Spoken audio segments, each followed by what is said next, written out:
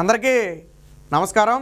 ఏదో మూలిగైన హక్కు మీద తాటిపండు పడ్డట్టు అసలే ఎప్పటికే కడప బరిలో షర్మిల దిగుతుందని తెలిసిన దగ్గర నుంచి జగన్మోహన్ రెడ్డికి నిద్రలేని రాత్రులు. ఇప్పుడు తాజాగా పులివెందుల్లో వైఎస్ సునీత కూడా పోటీ చేస్తుందంటే మరి ఏమైపోతాడో నాకైతే అర్థం కావట్లేదు.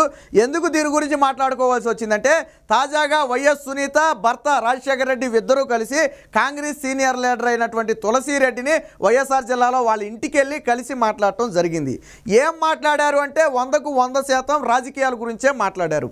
ప్రధానంగా తెలుస్తుంది ఏంటంటే వచ్చే ఎన్నికల్లో జగన్మోహన్ రెడ్డి మీద పోటీగా సునీత కానీ లేదా తల్లి సౌభాగ్యమ్మ కానీ పోటీ చేయాలని దాదాపుగా ఒక నిర్ణయానికి వచ్చినట్టుగా సమాచారం.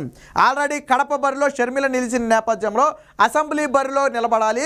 ఖచ్చితంగా జగన్మోహన్ రెడ్డిని ఢీకొంటేనే మనం గెలవటం ఓడిపోవడం తర్వాత సంగతి, మనం రాజకీయంగా ఢీకొంటేనే ఈ వివేక హత్య కేసు ప్రజల్లోకి బలంగా వెళ్ళద్ది, అప్పుడు వాళ్లే ఓట్ల రూపంలో తీర్పులు ఇస్తారని చెప్పి వాళ్ళు బలంగా భావిస్తున్నారు. దీనికి పార్టీలకు అతీతంగా రాజకీయాలకు అన్నిటికీ అతీతంగా ఎవరైతే గతంలో వివేకానంద రెడ్డికి అత్యంత సన్నిహితులు ఉన్నారో, ఎవరైతే ఇప్పుడు ఈ కేసులో సునీత వెనక అండగా నిలబడ్డారో వారందరి దగ్గరికి వెళ్ళి రాజకీయాలకు అతీతంగా అయితే మద్దతు అడుగుతుంది. అందులో కొంతమంది రాజకీయాలకు కొంత దూరంగా ఉన్నప్పటికీ కూడా నైతికంగా మీరు నా వెనకమాల నిలబడాలని చెప్పి వారందరి మద్దతు కోరే ప్రయత్నం చేస్తుంది. అందులో భాగంగానే ఇప్పుడు తాజాగా సీనియర్ కాంగ్రెస్ లీడర్ అయినటువంటి తులసిరెడ్డిని కలవటం అయితే జరిగింది. అయితే కాంగ్రెస్ పార్టీ నుంచి పోటీ చేస్తుందా, ఇండివిజువల్గా పోటీ చేస్తా అనేది ప్రస్తుతానికి తెలియని అంశం. ఇక అవినాష్ రెడ్డిని ఎప్పుడైతే జగన్మోహన్ రెడ్డి ప్రకటించాడో వెంటనే కడప బరిలో నేను దిగుతున్నానని చెప్పి షర్మిల సిద్ధమైంది. బహుశా 2 రోజుల్లో అనౌన్స్మెంట్, సోమ మంగళవారాల్లో బహుశా షర్మిలకు సంబంధించిన కాంగ్రెస్ లిస్ట్ అనౌన్స్ చేస్తారు. అందులో కడప బరి నుంచి కూడా షర్మిల పేరు వచ్చే అవకాశం ఉంది. ఇక అక్కడ తాగితే కాదు అన్నను డైరెక్ట్గా ఢీ కొట్టాలని చెప్పి ఇప్పుడు సునీత కూడా రంగంలోకి దిగుతున్నట్టుగా తెలిసింది. వాస్తవానికి సునీత కానివ్వండి, షర్మిల కానివ్వండి ఇప్పుడు పోటీ చేస్తే అది జగన్మోహన్ రెడ్డికి అతిపెద్ద డ్యామేజ్. ఎందుకనంటే వీరిద్దరిది సింగిల్ పాయింట్ ఎజెండా. ముఖ్యంగా సునీతదైతే ఒకే ఒక పాయింట్ ఏంటి, మా తండ్రిని చంపిన హంతకుల్ని జగన్మోహన్ రెడ్డి కాపాడుతున్నాడు. అదే పాయింట్తో వెళ్ళిపోతుంది. షర్మిల కూడా దాదాపుగా ఇదే కీలక పాయింట్గా తీసుకుంటుంది. రెండోది ఏంటంటే రాజశేఖర రెడ్డి అసలైన వారసురాల్ని నేనే, మా అన్న కాదు, మా అన్న రాజకీయ స్వార్థంతో పెట్టిన పార్టీ అదని చెప్పి ఆల్రెడీ ఇప్పటికే చెప్పడం జరిగింది. సో షర్మిల ఆ విషయాన్ని కూడా బలంగా తీసుకెళ్ళద్ది. ఖచ్చితంగా వైఎస్ఆర్ అభిమానులు రెండుగా చెల్తారంటంలో డౌట్ లేదు. షర్మిలను ఆదరిస్తారు, జగన్మోహన్ రెడ్డిని ఆదరిస్తారు. అయితే వాస్తవానికి షర్మిల రాకపోతే ఓటంతా ఎవరివి, జగన్మోహన్ రెడ్డివి. అది పక్కన పెడితే వివేక హత్య కేసు కడప పులివెందుల్లో చాలా తీవ్ర ప్రభావం చూపుతుంది. రాజకీయాలకు అతీతంగా అత్యంత సౌమ్యుడు వివేకానంద. సో ఎందుకంటే వివేకానంద రెడ్డి ఎందుకు అంత సౌమ్యుడు అంటే కష్టంలో ఉన్నవాడు పగవాడైనా సరే వెళ్ళి భుజం మీద చేసి నేను చూసుకుంటాలే అనే టైప్ అయినా, అందుకని ఆయన్ని అందరూ అభిమానిస్తారు రాజకీయాలకు అతీతంగా. ఆయన చనిపోయి దాదాపు 5 ఏళ్ళు దాటినా కానీ ఎందుకు ఇంకా ప్రజలు సునీతకు మద్దతుగా ఉన్నారంటే ఆ చనిపోయిన వ్యక్తి అంత సౌమ్యుడు. కాబట్టి ఈ రోజుకి తమ కుటుంబంలో జరిగిన ఘటనగా భావించి కొంత సానుభూతి ఉన్నమాట వాస్తవం. అది జగన్మోహన్ రెడ్డిని తీవ్రంగా డ్యామేజ్ చేస్తుంది. వాళ్ళకు నమ్మకం ఉంది, సిబిఐ విచారణ అక్కర్లా, కోర్టు తీర్పులు అక్కర్లా, ఎవరు చంపించారు, ఎవరు చంపారు అనే విషయం మీద పులివెందుల కడప ప్రజలకు స్పష్టమైన అవగాహన ఉంది, ఫుల్ ఫిగర్ ఉంది వాళ్ళకి. ఇంకా మనకంటే కొద్దిగా తెలిసి తెలియని మాటలేదని మాట్లాడవచ్చు, బట్ వాళ్ళకు ఒక క్లారిటీ ఉంది. ఎవరు చంపారో తెలుసు, ఎవరు చంపించారో కూడా తెలుసు. కాబట్టి ఇంత దారుణ హత్య చేసిన వాడిని ఎవరు కూడా ఎంత అభిమానం ఉన్నా కానీ ఉపేక్షించరు. కాబట్టి అదంతా సానుభూతి రూపంలో సునీతకు అలాగే షర్మిలకు కూడా కలిసి వస్తుంది. ఆల్రెడీ సునీతకు అండగా నిలబడిన వైఎస్ఆర్ కుటుంబంలో ఏకైక వ్యక్తి ఎవరైనా ఉన్నారు అంటే షర్మిల మాత్రమే. విజయమ్మ తెర వెనకుండి సపోర్ట్ చేసినప్పటికీ కూడా తెర ముందుకు వచ్చి మాట్లాడలేని పరిస్థితి. సో తాజాగా ఇది చూడవచ్చు మనం, సునీత ఆయన భర్త రాజశేఖర్ వెళ్ళి ఆయన్ని కలిసి మాట్లాడుతున్న విజువల్ అయితే ఒకటి వచ్చింది, ఒకసారి మనం ఇక్కడ చూడవచ్చు. అది ఈరోజే జరిగింది ఘటన. సో దేని గురించి మాట్లాడారంటే పూర్తిగా రాజకీయాల గురించే మాట్లాడారు.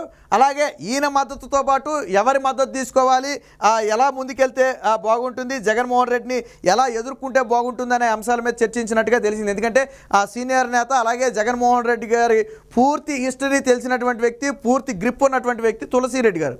ఇటీవల కాంగ్రెస్ పార్టీ కొద్దిగా తగ్గిన తర్వాత ఆయన కొద్దిగా స్తబ్దుగా ఉన్నాడు, కానీ వాస్తవానికి సీనియర్ లీడర్ బాగా. అందులో జగన్మోహన్ రెడ్డి లాంటి వ్యక్తితో బాగా పరిచయాలు ఉన్నటువంటి వ్యక్తి, గతంలో రాజశేఖర రెడ్డితో కూడా కలిసి పనిచేసినటువంటి పరిచయం.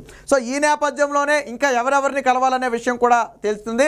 అయితే సౌభాగ్యమ్మ పోటీ చేస్తుందా, సునీత పోటీ చేస్తుందా అనేది ప్రస్తుతానికి తెలియనప్పటికీ వచ్చే ఎన్నికల్లో పులివెందుల నుంచి కూడా పోటీకి దిగుతున్నారు. ఖచ్చితంగా అది జగన్ డ్యామేజ్ చేస్తుంది. ఎందుకంటే గతంలో 80,000 ఓట్లు సుమారు మెజార్టీతో గెలిచాడు, బట్ ఈసారి 40,000 ఓట్ల మెజార్టీ తగ్గుద్ది అనేది ప్రజల అంచనా. ఇంకా ఎక్కువ తగ్గొచ్చు, చెప్పలేము. ఎందుకంటే ఆల్రెడీ వివేక హత్య కేసు డ్యామేజ్ చేసింది, అలాగే జగన్ పరిపాలన కూడా డ్యామేజ్ చేసింది, కడపకి ఏం చేయలా.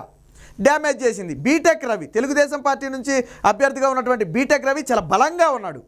ఇప్పుడు కానీ సునీత వెళ్తే ఖచ్చితంగా ఎవరు ఓట్లు చీల్చుద్ది? బీటెక్ రవి ఓట్ల, జగన్ ఓట్ల? జగన్ ఓట్లే చీలుద్ది, జగన్ ఓట్లే చీలుతాయి. ఎందుకనంటే సానుభూతితో ఓట్లు వేస్తారు ఖచ్చితంగా. అప్పుడు ఏమవుద్ది? ఆల్రెడీ ఒక 30,000 40,000 మెజార్టీ వస్తుంది అనుకుంటే ఈవిడే తీసేసింది అనుకుంటే ఆ 30,000 ఓట్లని జగన్మోహన్ రెడ్డి ఏమైపోతాడు? అక్కడ ఓడిపోయినా ఆశ్చర్యపోవాల్సిన అవసరం లేదు. లేదా చావు తప్పి కన్నులు లొట్టపోయినట్టుగా ఏదో 500 ఓట్లు 1000 ఓట్లు తేడాతో గెలిస్తే గెలవచ్చు. కానీ అది అవమానం కదా. జగన్మోహన్ రెడ్డి 5,000 ఓట్లు 10,000 ఓట్లు తేడాతో గెలిచినా అది గెలిపే కాదు, ఘోరమైన ఓటమి కింద లెక్క. మిగతా కాన్స్టిట్యున్సీలు 1 ఓటు తేడాతో గెలిచినా గెలిపి అది వేరు. బట్ పులివెందుల కడప పులివెందుల లాంటి ప్రాంతాలు 40 ఏళ్ల నుంచి కంచుకోటలుగా ఉన్నటువంటి ప్రాంతాల్లో ఇలాగ 5,000 10,000 మెజార్టీ అంటే ఖచ్చితంగా జగన్మోహన్ రెడ్డి ఓడిపోయినట్టే. అక్కడ జగన్మోహన్ రెడ్డి పాత్ర వివేక హత్య కేసులో ఉందని ప్రజలు బలంగా నమ్మినట్టే లెక్క. ఎందుకంటే వాళ్ళు సింగిల్ పాయింట్ ఎజెండాతో ఈసారి జగన్మోహన్ రెడ్డిని దెబ్బ కొట్టాలని నిర్ణయించుకున్నారు. ఏది ఏమైనప్పటికీ పులివెందుల బరిలో వైఎస్ సునీత కానీ లేదా ఆ సౌభాగ్యమ్మ కానీ వీరిద్దరిలో ఎవరో ఒకరు రంగంలో దిగే అవకాశం అయితే ఖచ్చితంగా ఉంది. ఇదే ఇప్పుడు జగన్మోహన్ రెడ్డికి నిద్ర పట్టని అంశంగా మారింది. ఖచ్చితంగా పోటీలో దిగితే పోటీలో మెజారిటీ తగ్గుతుంది. ఇప్పటికే బీటెక్ రవి చాలా బలంగా ఉన్న నేపథ్యంలో ఇది తీరని ద్రోహం చేస్తుందని చెప్పి జగన్మోహన్ రెడ్డి ఆ కొంగుదినే పరిస్థితి. అలాగని ఇప్పుడు నియోజకవర్గం మారతాడంటే మారలేని పరిస్థితి. సునీత కూడా ఎందుకు ఆలోచించిందంటే షర్మిల కానివ్వండి, షర్మిల చూడండి కరెక్ట్గా అవినాష్ రెడ్డిని ప్రకటించిన తర్వాత షర్మిల రంగానికి సిద్ధమైంది. ఎందుకంటే అంతకుముందు ఎవరిని ప్రకటిస్తారో తెలియదు. ఇప్పుడు కూడా జగన్మోహన్ రెడ్డిని పులివెందుల అని ప్రకటించిన తర్వాత ఇప్పుడు సునీత అరంగేటం చేసింది. అంటే వాస్తవానికి మొన్నటి వరకు ఏ జమ్మలవాడు కానీ పారిపోతాడేమోననే భయం కూడా ఉండేది. సో ఈ నేపథ్యంలో ప్రకటించే వరకు ఎదురు చూసింది. ఇప్పుడు వెనక్కి వెళ్తే పారిపోయినట్టు ఒప్పుకోవాలా? ఎలా వెనక్కి వెళ్ళే ప్రయత్నం చేస్తే ఆ పులివెందుల నుంచి ఖచ్చితంగా జగన్మోహన్ రెడ్డి పారిపోయినట్టు ఒప్పుకోవాలా? కాబట్టి ముందు నుయ్యి వెనక్కి పోయేలాగా పరిస్థితి మారింది. మొత్తంగా ఇది వైసీపీ నేతలను అయితే తీవ్రంగా కలిసివేస్తుంది.